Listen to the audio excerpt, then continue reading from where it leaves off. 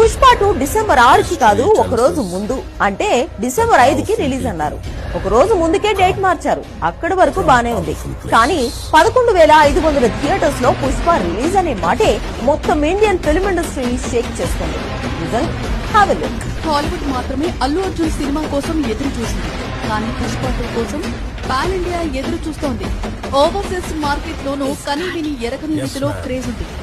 ఎంత భారీ చిత్రమైనా, ఎంత క్రేజ్ ఉన్నా మహా అయితే 10,000 స్క్రీన్స్ లోపే సినిమాను విడుదల చేయడం చూస్తూ వచ్చారు. కానీ పుష్ప 2కు మాత్రం 11,500 స్క్రీన్స్ లో రిలీజ్ కు రెడీ చేస్తున్నారు. ఇండియన్ ఫిల్మ్ హిస్టరీలోని ఇంత భారీ ఎత్తున ఏ చిత్రాన్ని విడుదల చేయలేదు.